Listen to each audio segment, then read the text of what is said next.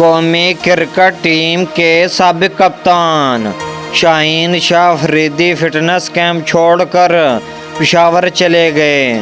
واضح رہے کہ قیادت کے منصب سے ہٹائے جانے پر شاہین شاہ افریدی نے سوشل میڈیا پر ویڈیو شیئر کی تھی۔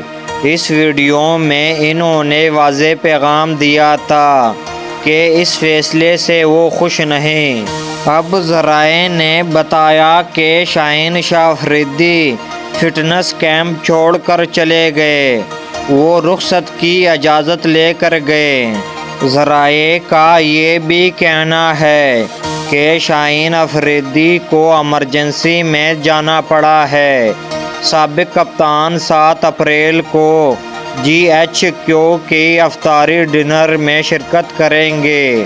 وہ جمعے کو کیمپ سے چلے گئے تھے۔